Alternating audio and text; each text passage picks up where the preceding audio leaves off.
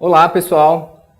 Sejam bem-vindos a mais uma aula da disciplina de Biologia Molecular. Eu sou o professor Saulo Siqueira e vou dar continuidade com vocês a essa disciplina, falando hoje sobre a descoberta do material genético.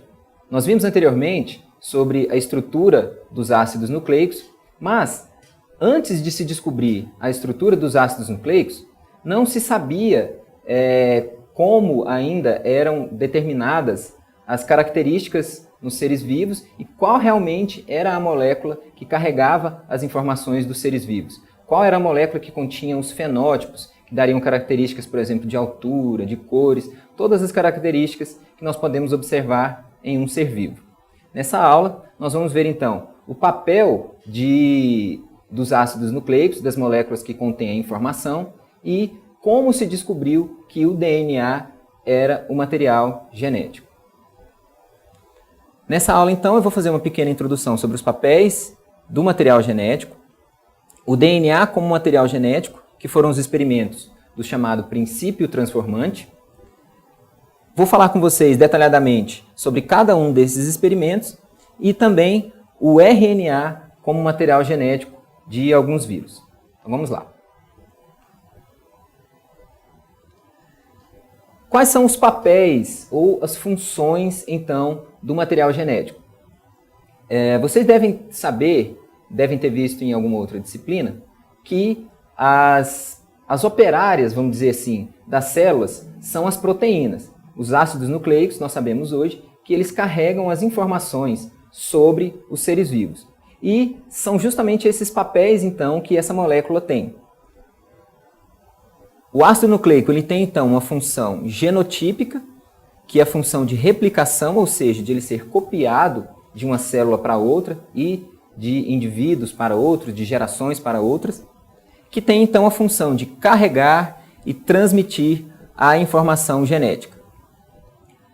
Os ácidos nucleicos, que são as moléculas informacionais, elas também têm o papel de função fenotípica, que é o que nós chamamos de expressão gênica.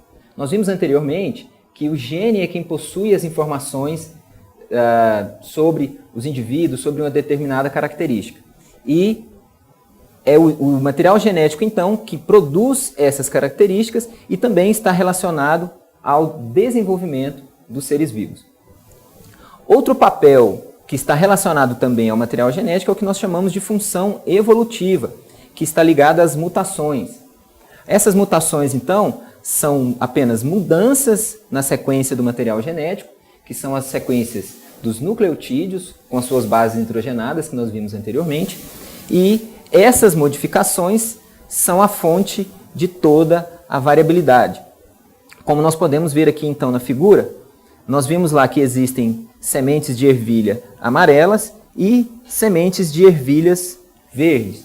Essas diferenças fenotípicas, elas são geradas, então, por modificações nas moléculas informacionais, no caso o DNA, e é a função, então, de mutação da molécula do material genético. Tomando isso como base, nós sabemos, e já se sabia também há vários anos atrás, que muitos organismos eles fazem troca de material genético, e isso causa alteração de fenótipo. É o que nós vemos geralmente em hospitais, que nós ouvimos relatar sobre as superbactérias que já são resistentes a antibióticos ou determinados tipos de tratamento.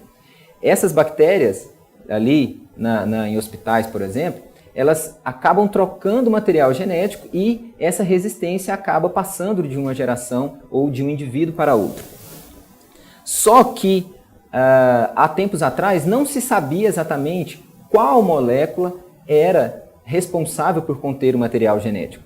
A dúvida na época estava entre a molécula de DNA, o RNA e as proteínas. As proteínas possuem um nível de complexidade e um nível de ação dentro da célula bastante variado, porque são elas que executam boa parte das funções celulares. Acreditava-se fortemente que eram as proteínas, devido à sua complexidade, que eram responsáveis pela informação genética. E no segmento E no segmento da nossa aula, nós vamos ver os experimentos que foram feitos para provar que o DNA e o RNA são as moléculas responsáveis pelas informações genéticas. Essa capacidade, então, de micro-organismos de trocarem material genético foi observada primeiramente, de forma experimental, por Frederick Griffith em 1928. E a esse experimento foi dado o nome de princípio transformante. Como eu vou mostrar para vocês, ele trabalhou com essas bactérias chamadas de Streptococcus pneumoniae e elas apresentavam dois fenótipos diferentes, que nós podemos ver na figura. Uma determinada linhagem era pequena e não possuía cápsula.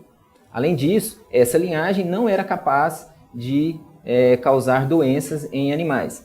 Enquanto a variedade 3S, que é a variedade maior que nós podemos ver na figura, é uma variedade que possui cápsula, é chamada de capsulada, e ela causa doenças e até morte em determinados seres vivos.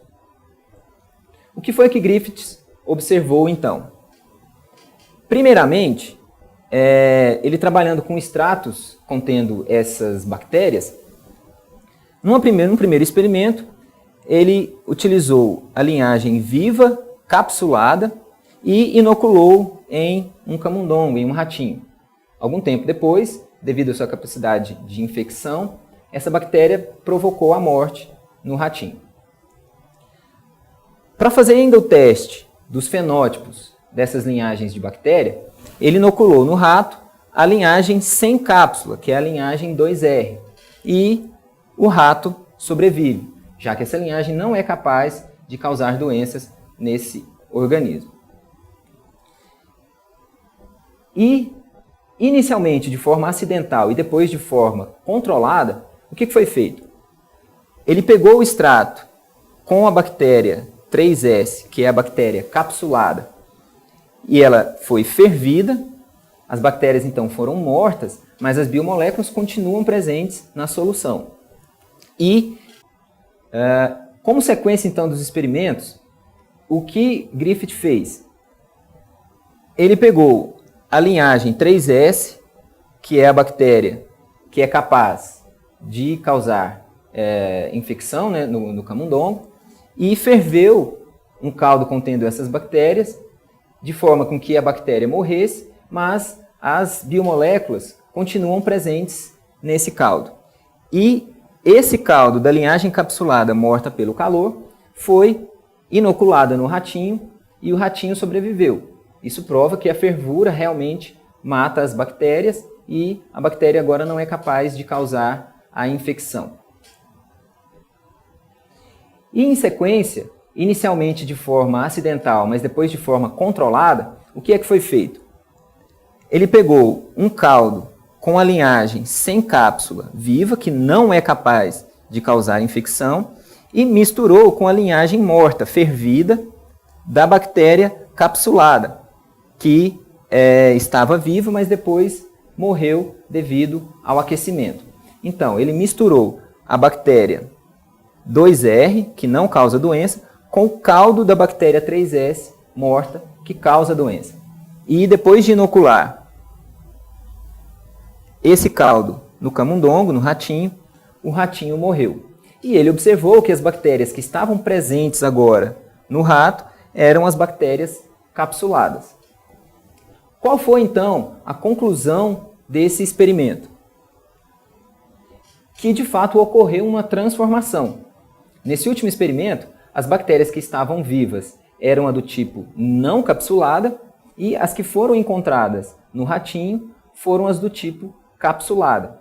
Então, alguma molécula dessa bactéria, da 3S, estava presente no caldo e transformou a bactéria que estava viva, que era a 2R. Mas, qual foi a dúvida que foi gerada por esse experimento? Será que o fato dessas bactérias terem sido inoculadas no rato, essa transformação não aconteceu por causa do camundongo, por causa do rato? Então, essa dúvida foi tirada nos experimentos de Cia e Dawson, em 1931, e foi visto que a transformação que aconteceu no camundongo, ela ocorre in vitro, ou seja, fora de um ser vivo em experimentos com placas de Petri, por exemplo. Inicialmente, foi feito o cultivo das bactérias 2R sem cápsulas e, crescidas no meio de cultura, aparecem as bactérias do tipo 2R. As bactérias do tipo 3S, que são as capsuladas, após fervidas e colocadas em meio de cultura, não se observa crescimento, provando novamente que a fervura destrói ou mata as bactérias. E depois foi misturado o caldo da bactéria 3S morta, contendo biomoléculas, e a 2R viva.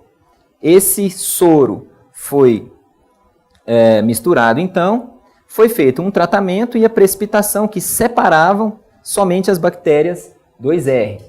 E foi observado, então, em crescimento em placa, as colônias 3S. Se a transformação, se a passagem da molécula de informação ocorre, então, independente de estar dentro de um ser vivo, então, qual é a molécula responsável por fazer isso, por propiciar a transformação? Qual é a molécula responsável, qual é o princípio transformante? Essa dúvida, então, foi tirada no experimento de Avery, MacLeod e McCarty, em 1944, com o uso de enzimas. Vocês viram em bioquímica, e as enzimas elas têm ações específicas. E foram utilizadas, então, enzimas que degradam o DNA, o RNA e as proteínas. Uma vez que essa molécula, que é responsável pelo princípio transformante, não está presente mais no caldo, então o esperado é que não se observasse mais essa transformação. Vamos ver como isso foi feito. Sabendo, então, que a bactéria 3S aquecida é morta e ela não causa mais infecção, nós temos, então, um caldo ou um filtrado da bactéria contendo as biomoléculas, ou seja, o DNA, o RNA e as proteínas. Separando esse caldo, então, em 3 partes, nós temos aqui que na primeira parte foi adicionado a RNase, que é responsável por degradar ou destruir o RNA. Numa segunda porção do caldo, foi adicionada a protease, que é responsável por degradar proteínas. E numa terceira porção do caldo foi adicionado DNase, que degrada o DNA. Em um desses 3 frascos, então, era esperado que não ocorresse o processo de transformação. Vamos ver como foi. No primeiro frasco, onde foi adicionada a RNase, foram adicionadas também as bactérias do tipo 2R. E nesse caldo, onde foi adicionada a RNase, apareceram as bactérias do tipo 3S. Dessa forma, como o RNA foi degradado e ocorreu a transformação, é de se esperar que o RNA, nesse caso, não seja o material genético das bactérias. No segundo tubo, em que foi adicionada a protease, foram adicionadas também a bactéria do tipo 2R e, ao final, após algum tempo de crescimento, foram observadas também as bactérias do tipo 3S. Se nesse caldo, então, as proteínas tinham sido destruídas, é sinal que as proteínas não são responsáveis pelo processo de transformação. E, finalmente, no caldo onde já havia sido adicionada a DNase, novamente foram adicionadas as bactérias do tipo 2R e, no cultivo com DNase, não apareceram as bactérias do tipo 3S. Como as enzimas têm ação específica, pôde-se concluir, então, que a molécula responsável pela informação genética em bactérias é realmente o DNA. Esse ainda não foi o experimento definitivo para comprovar que o DNA era realmente a molécula que continha informação genética. Mas sobre esse experimento nós vamos ver em uma outra atividade. Mas esse experimento já serviu realmente para dar uma prova bastante forte de que o DNA era a molécula responsável pela transformação observada nas bactérias de Griffith. Foi concluído, então, que o DNA é o princípio transformante e que é a molécula que contém a informação genética. Um outro experimento que ainda foi realizado, foram utilizados vírus, provou que o RNA, em alguns casos, é um material genético e hoje nós sabemos que o RNA é um material genético principalmente de vírus, de alguns tipos de vírus. Vamos ver como foi feito esse experimento. O vírus utilizado foi o vírus do tabaco, ou vírus do mosaico do tabaco, o TMV. Esse vírus ele possui duas linhagens, dois tipos. Um do tipo B e um do tipo A. Os vírus do tipo B possuem então o que nós chamamos de proteína B e o RNA do tipo B. Os vírus do tipo A possuem o que nós chamamos de RNA do tipo A e a proteína do tipo A.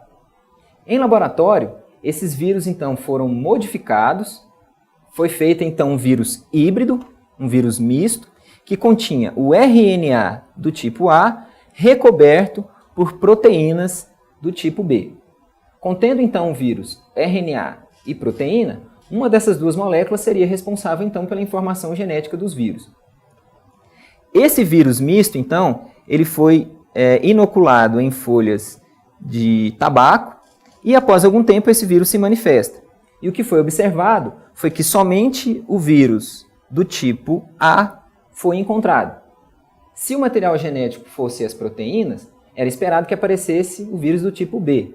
Mas como o que foi encontrado nas folhas foi o vírus do tipo A, pôde-se concluir então que nesses vírus o RNA é o material genético. Dessa forma, com esses experimentos, ainda há um bom tempo atrás, foi que pôde-se concluir que os ácidos nucleicos, então, são responsáveis pela informação genética nos seres vivos. Tanto o DNA, que hoje nós sabemos que é o material genético da maioria dos seres vivos, quanto o RNA, que é o material genético de alguns vírus. Bom, pessoal, esses foram os experimentos, então, que foram utilizados para definir que os ácidos nucleicos são o material genético dos seres vivos.